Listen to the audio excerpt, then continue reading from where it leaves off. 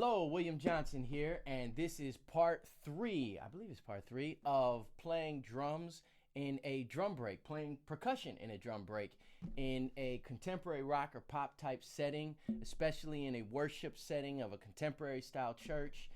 Think Elevation, Hillsong, your church's songs, but more in a rock type setting. And the band drops out, and there's a person on the drum set, and it's you on auxiliary percussion. I don't know if I necessarily always like to use that word auxiliary percussion, but it's a term that is often used, so just for the sake of communication. But however, so in this particular setting, I'm just showing a couple ways or a couple approaches that you can use. These are some of the things that I do. Some of these things I do all of them, but in this series what we're doing is going over and highlighting an improvised type setting. So not necessarily a preconceived idea, or perhaps some ideas that were preconceived before the set, but now we're going to expand upon them, and it's just basically a structure that you can build upon and improvise.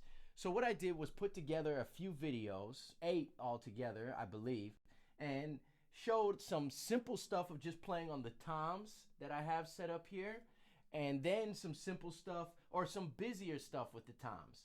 And then I incorporate the toms with the congas, and then I incorporate them with a tambourine, and then I incorporate them later with some rattlers and some bottle caps.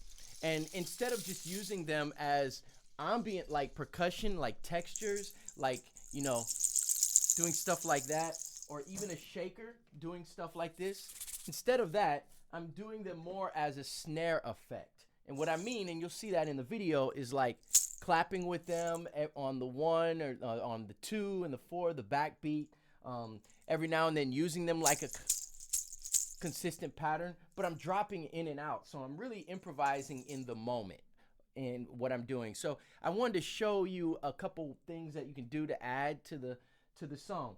But I also wanted to take this time before I introduce what we're getting ready to do. I'm getting ready to show you is if you have a tambourine and you want to use it, but you don't have another cymbal stand or a way to mount it, no worries. This is why just improvising, not just in the song, but you yourself innovating is so important. Now, what you'll notice on this tambourine also, I think this is an important nugget to help. Sometimes tambourines can be so intrusive. They have such a frequency that can bleed through all the different mics, and it may be too loud. You don't always have to reach for another tambourine if you like that sound.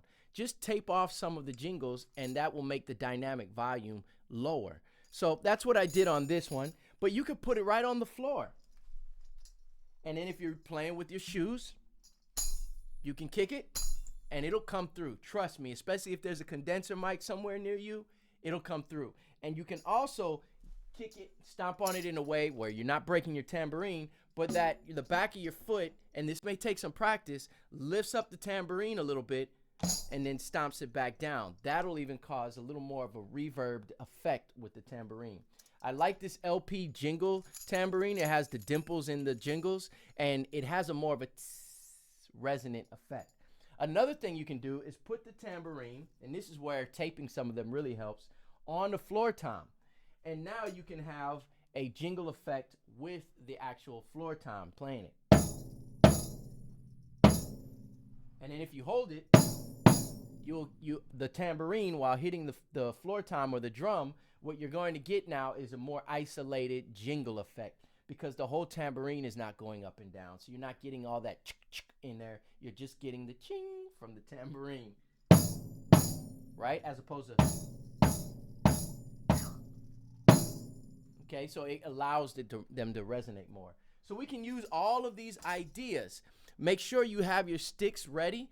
Workflow is very important, being organized, because you want your mind and your heart to be open to something that may drop in your spirit right away. And you don't want to be just searching. I've done this many times where you're searching, where did that other stick go? So have some kind of plan so that you can improvise well and nothing else gets in the way. All right, so this is a really crude setup, but you're going to see the video here that will highlight some ideas, and hopefully you can take some nuggets from it and build and expand from there. Also, don't forget to subscribe. Hit that subscribe button and the bell notification, and then you'll be notified of any future videos. I'd love to have you as a part of this channel. And yeah, I got some cool things coming up on the way. And yeah, anyways, don't forget to subscribe. Check out these videos of me playing different ideas through the drum break. God bless you guys.